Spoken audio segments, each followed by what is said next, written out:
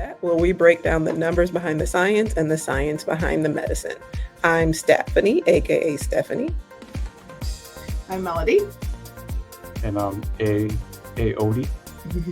A-A-O-D. Oh. And in today's episode, y'all, we're diving deep into the engine behind modern medicine. We're talking about research in translational medicine and how it fuels value-based laboratory medicine. Yeah. If you ever wondered how cutting-edge discoveries go from that journal article that you had to read in Journal Club or that sits on your wonderful desk where you're supposed to read it, to the actual patient themselves, or how lab medicine is transforming to deliver value rather than just volumes, you're in the right place. Yeah, and so let's start at the beginning. I think we should define translational medicine so that everybody's on the same page. If you've never heard that term before, it is the bridge which connects scientific discoveries in the lab with real-world patient care. That's the fancy term for it, or the bougie term for it. And it's often summed up in 3 words, which are more commonplace, and that is bench to bedside. That's right. We're talking about insights from molecular biology, genomics, data science, and even AI, and applying them to improve diagnostics, treatments, and outcomes. And here's the key. Translational medicine isn't just about speed, it's about relevance and effectiveness. That's where value-based care comes in. So let's get to it.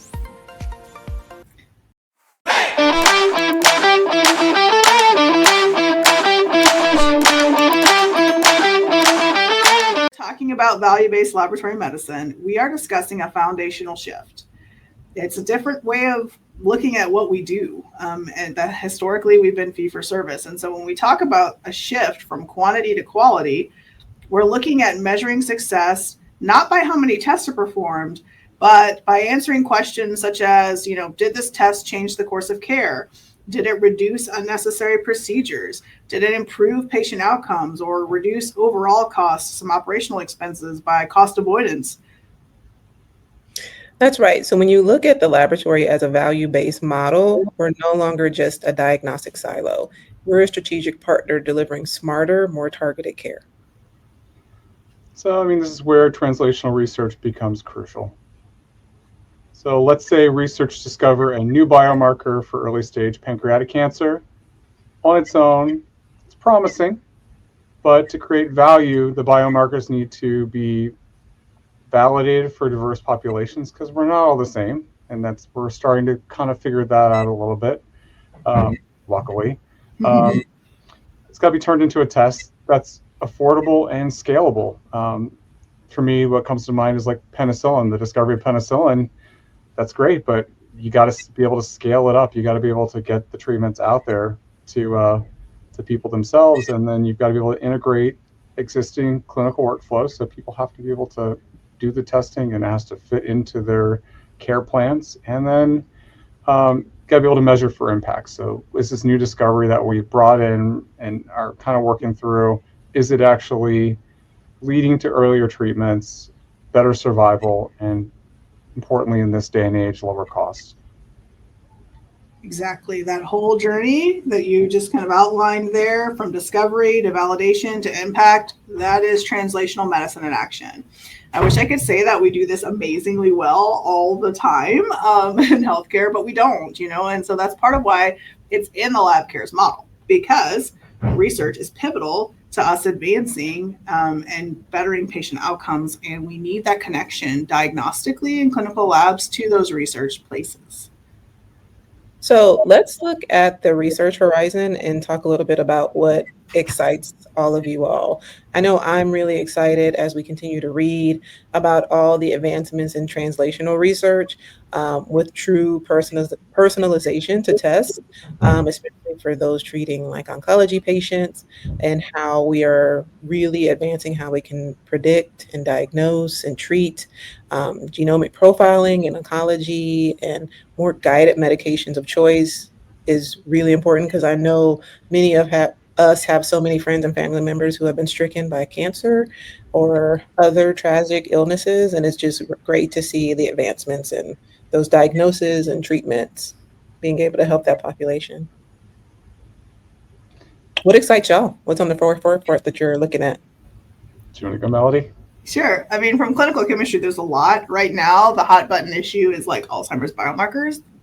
And it's amazing, the stuff that's coming out. We still don't know, right? Like, there's still a lot of debate about plaque formations and whether or not that, there's the research circle for that and whether or not that's truly the cause of Alzheimer's. But no matter what side of the fence you land on, the fact that we have biomarkers now for Alzheimer's disease is revolutionary. Door coming off the building, right? Amazingly powerful discovery. And so I'm excited to see if we get more discoveries like that for just disease states that historically we haven't had a solution for. I read a really interesting article the other day about some CRISPR work they're doing, even with like neonate chromosomal impacts. So like persons born with Down syndrome and those types of things, and identifying that even earlier. And so it's just really interesting to see like where we're going with some of these things, and like one day, to Stephanie's point, like you could get your own personalized reference ranges. Like that's been a discussion, and AI is also super cool. I think there's a lot of applications. We don't understand what that means yet in the clinical sector, especially in the lab medicine sector. I will just candidly say that, but I do think the capabilities are there for some pretty exciting stuff. Mm-hmm. Yeah, I had two things that kind of came to mind. Of course, microbiology, so I'm thinking about resistant mechanisms, but where we're getting better about looking for some of those resistant mechanisms in blood and direct body sites so that we can kind of impact the epidemiology and even infection control and just treatments really quickly. But then even from our blood bank perspective, I mean, we're still trying to work on this, but potentially artificial blood that you can potentially add water to. Mm-hmm. We're not there yet. We're not in people trials really at this point, but just the aspect of that is kind of cool that you could potentially have an artificial blood unit that you could give out to potentially somebody that can't reach that, especially with the shortages we're having. And I read a paper that was talking about how they're using an AI algorithm in orthopedics to see if someone potentially needs a transfusion unit, and they're using different scoring for it. But just to see the capabilities, I know there's the scary side of it that people are afraid of AI, but the using it as that tool and seeing the possibilities for lab is kind of cool. Yeah.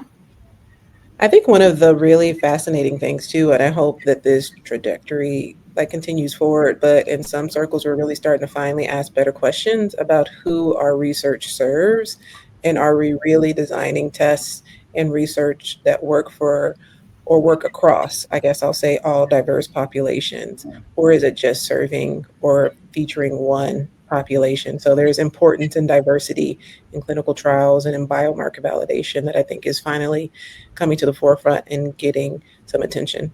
So, Yeah. And I mean, we bring up like you brought that up, and then it made me think of the colorectal biomarker that's out now. That's supposed to be better. And I don't have all the data on that, so I can't really speak to that. But I think even in my the patient experience. So now there's collection for phlebotomy where they just stick that capillary device on their arm and it fills the tube and they're not stuck. I think it's just, there's some really creative people out there. Mm-hmm. So definitely agree. I can say we all agree that the future looks bright. But with everything, there's always challenges. So let's talk about some of those. Yeah, I mean, why do we have to talk about those? But no, we do have to talk about those. Yeah. The winding road. No. I will say a lot, there's a great statistic that I like to quote a lot, which says that 40% of healthcare innovation, it doesn't go past the initial phase. It's not sustainable. And we see that with translational medicine, breakthroughs don't always make it into routine use. And this can be due to reimbursement models, fragmented data systems, resistance to change in clinical culture. I've seen innovation die for that reason. And sometimes I think, to Stephanie's point, research doesn't always prove clinical utility. Just because we can do something doesn't mean it's actually useful in the population you're trying to help, right? So that question has to be answered.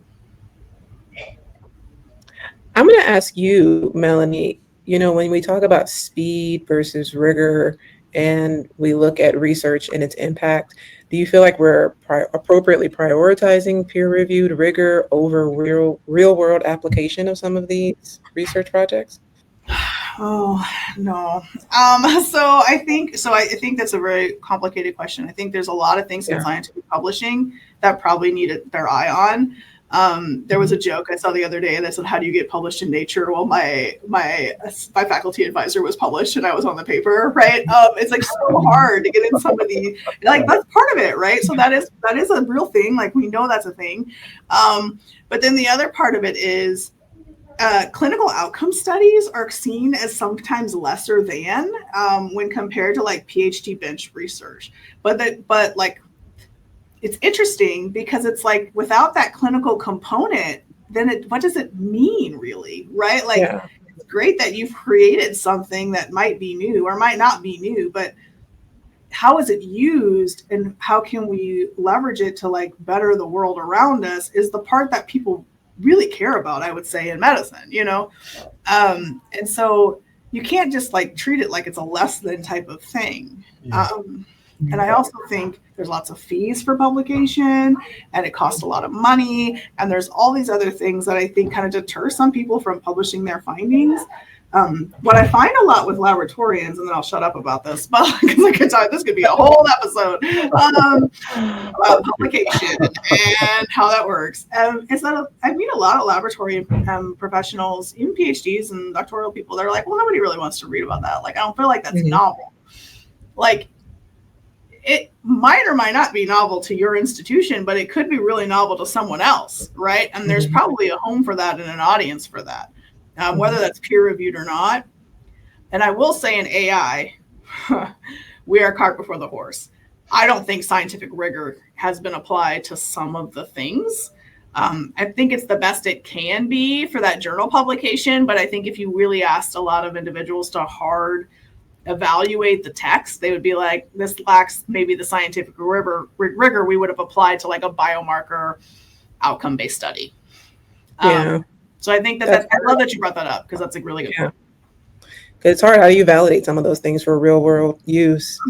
The opportunities are obviously massive. But on the bright side, if we embrace translational thinking, then we can, as a group, lead the way to defining which tests matter, when, and for whom.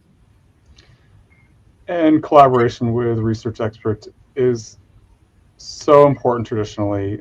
So we can kind of be siloed, and in your day-to-day life, it's very easy to just get caught in your routine and that this is your piece of the puzzle. So it's easy to get kind of caught in that. So you have to actually kind of make the effort to find your way out of that sometimes.